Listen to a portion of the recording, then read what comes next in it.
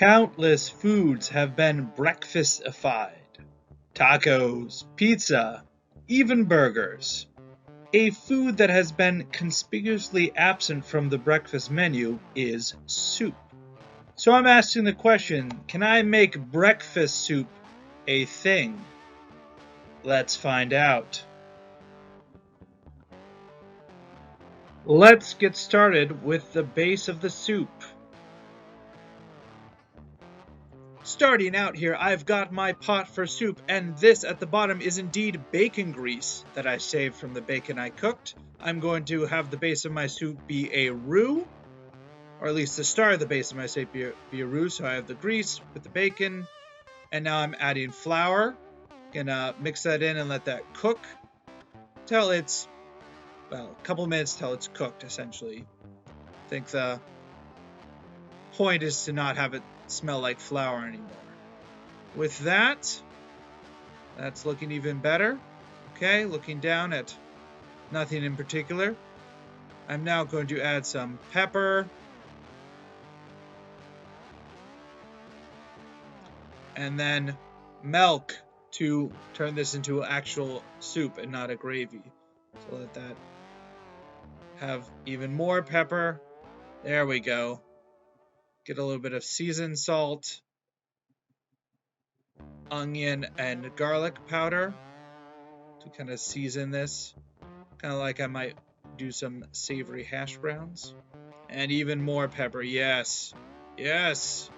Mix that all up. Let that cook for a while until it's thickened. You can see here it's definitely incorporated, but a little bit thicker. And now I'm going to add just a little bit of this Better Than Bouillon ham, just to get the pork sort of flavoring in there. Not too much. You could even skip this stuff if you want to, because you're going to be topping it with pork flavored meat. Not even flavored, pork as meat. Exciting. Okay, we're going to keep going on here. That's starting to really come to a boil and thicken even more. And then I'm going to take my eggs. I did a full dozen here. I've beaten them up, and I just added those. I kind of skipped the part where I'm trying to do this one-handed. And then I'm going to essentially stir these in to create the base of my soup. Last thing I need here is going to be a very happy, healthy, well, I guess not healthy, but tasty bowl of cheese. And now, for any sort of soup, you want to shred this from a block and not use pre-shredded cheese, because that has like anti-caking stuff in it, so it doesn't melt into or incorporate into soups as well as the freshly grated kind. Really, you'll be adding some of this cheese to top. I think this is like an 8-ounce block. I'm not using all of it in the base. I'll save some for the toppings. And really, there you have it. There's the base of our soup. Now on to flavors. I'll try out Denver omelet, sausage and biscuit, and bacon hash brown. On to toppings. The first one is Denver omelet. So I'm going to start by ladling up my soup base. There we go here. You can, of course, thin this out with more milk if you want it thinner. Then here we go. I have this pre-cooked. This is ham, onion, and green pepper I've cooked. So I'll just simply add that to the top and then layer on a little bit of cheese. And there you go. Boom. Next one is sausage and biscuit. So again, ladle up some pre-cooked crumbled breakfast sausage, and then a fresh dollop of cheese, and then a fresh biscuit torn up artfully, I may say, on top. There's a second dish. Third, and not to be outdone, bacon hash brown. Ladle up the base. Add the pre-cooked hash browns. These are a little less crispy than I like, but hey, the bacon, which is exactly as crispy as I'd like, and the cheese. And there you have it, the third and final.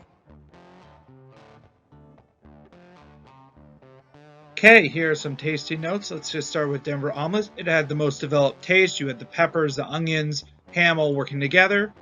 Speaking of vegetables, it actually had a serving of vegetables, unlike the other two dishes. The real downside of this, I would say, is the weakest meat flavor. While Denver omelet normally has ham in it, ham is my least favorite breakfast pork. Other than that, it was quite good.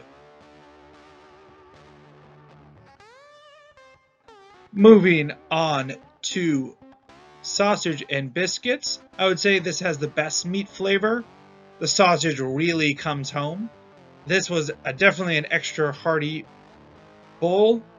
And the real downside of this is the biscuit was not really incorporated. It was sprinkled on top.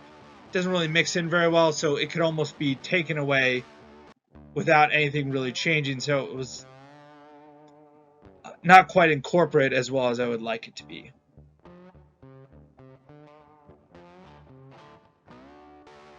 Lastly, we have the bacon hash brown. I would say this is the most visually appealing. It's hard to say no to bacon. The crispy texture of the bacon really contrasted well with the otherwise softness of everything else. And of course, you can't say no to bacon. The real downside of this was that the potato hash brown really needed to be more crisp. So if I were to do this again, I would really crisp those hash browns up to match the crispiness of the bacon. Prognosis. In the end, my attempt tasted like extra wet eggs with toppings. But if the eggs are wet enough, isn't that really the same as soup?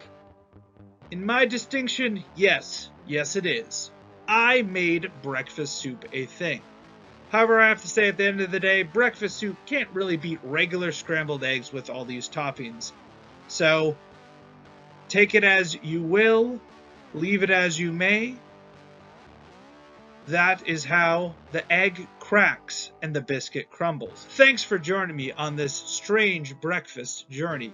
Brace yourselves for the best part of waking up, which is a side of awesome.